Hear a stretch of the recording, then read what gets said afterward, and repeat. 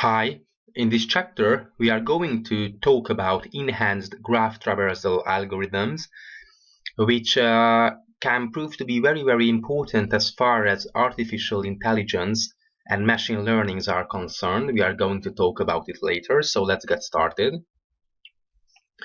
We are going to talk about two main topics: the iterative deepening depth-first search and the so-called A-star search. So let me start with the iterative deepening DFS, or IDDFS as they say. It's very important in artificial intelligence and robotics. So far we are familiar with two graph traversal algorithms, the breadth-first search and depth-first search. The breadth-first search, as you may remember, is very good for local searches, but it is very memory consuming. We have to keep pointers and references in a queue. But this algorithm keeps from layer to layer, and on the other hand, the depth-first search can be implemented easily with recursion, but it keeps going further and further away from the root, for example, if you are in a binary search tree. So as you may recall that we keep going on the left child until we bump into a null object, and then call this method recursively. So it definitely keeps going further and further. The depth-first search is very memory friendly. This is the main advantage of depth-first search. Besides that, it's very easy to implement. So the question is, can we construct a search algorithm that inherits the advantages of both depth-first search and breadth-first search? And the answer is yes. It is the iterative deepening depth-first search algorithm. So it visits the nodes in the search tree in the same order as depth-first search, but the cumulative order in which nodes are first visited is effectively breadth-first search. So keep going deeper and deeper in the given tree with depth-first search on each iteration.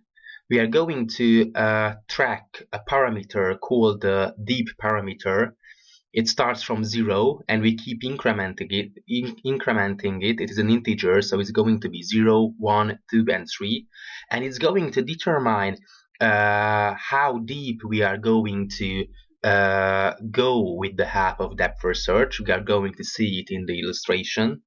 And the time complexity of IDDFS in well-balanced trees works out to be the same as depth-first search.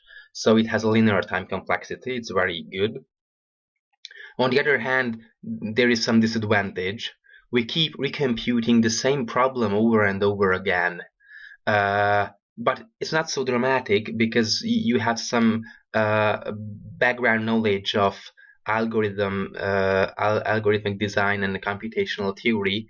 You know that the big ordo, if we have a constant in this equation, then it turns out that we can leave it from the equation. So it turns out to be much more efficient than the breadth-first search, and we don't have to store references in a queue abstract data type. So it's very effective. So let's see how it works in practice. We have a tree. It's not so balanced, but whatever. And we have a deep parameter. In the beginning, it is 0, which means that we are going to visit only the root node. So we visit the root node. And that's all about the first iteration. And we keep incrementing the deep parameter. It's going to be 1. So here we are going to visit the 0 and the first layer with the half of depth-first search. So we keep visiting the left child, we keep visiting the right child, and that's all about the second iteration.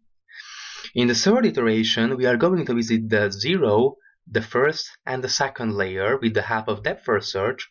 So as we have seen in depth-first search, we keep going until we bump into a null object. It's not a null object now, but we know that the deep parameter is 2, so we have to stop our depth-first search, and we recursively call our method and traverse the subgraph.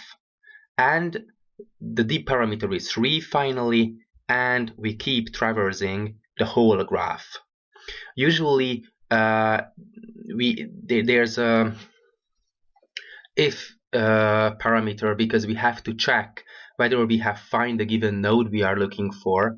But now I just want to demonstrate how these graphs traversal, because with the help of IDDFS we can traverse the graph as we did with depth first search and breadth first search, but usually we use it to search for a given node, and if we find a given node, of course we break our loop and we just return from our method. Another very important search algorithm is the so-called A-star search. It's very important in artificial intelligence too. For example, it's widely used in pathfinding and graph traversal algorithms and can solve pathfinding problems in games. To be honest, I'm not a big computer game fan.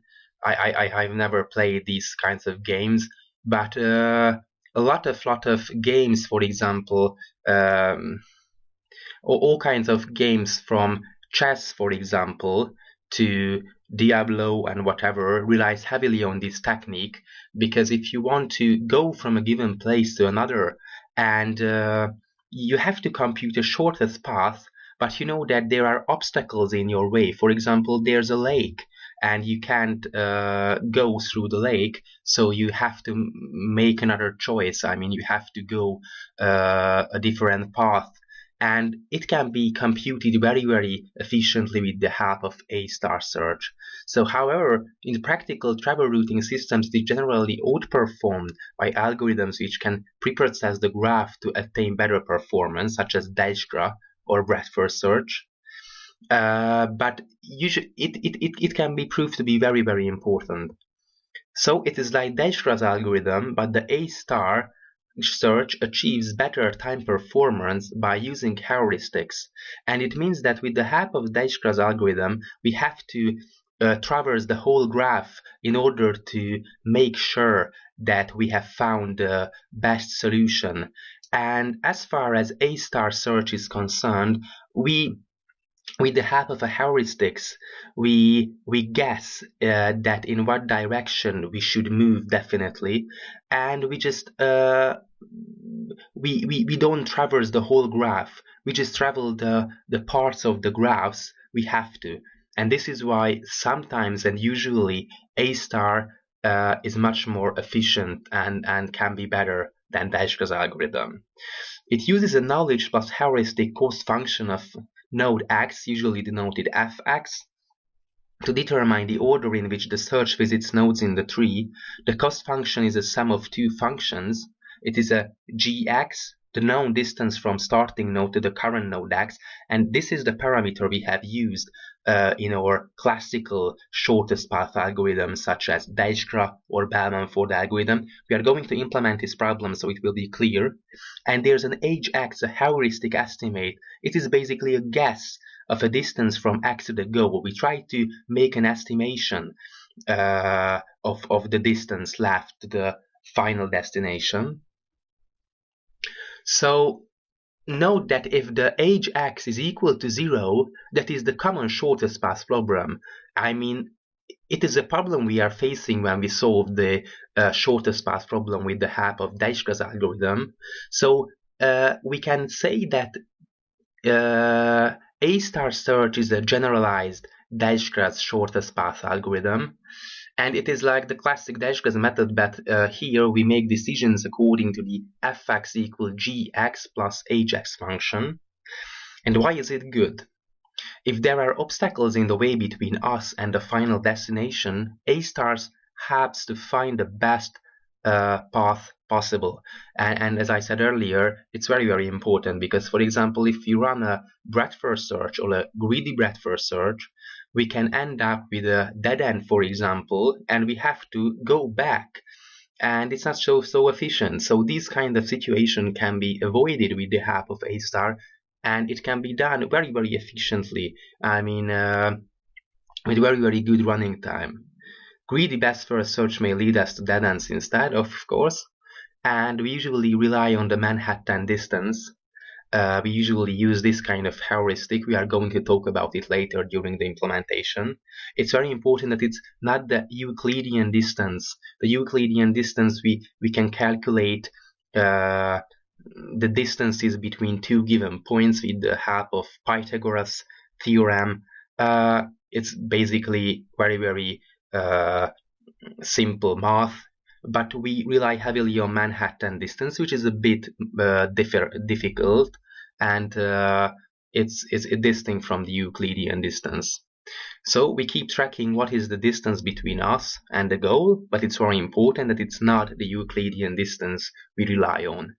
So thanks for watching. In the next video we start implementing our A-star search algorithm. Thanks.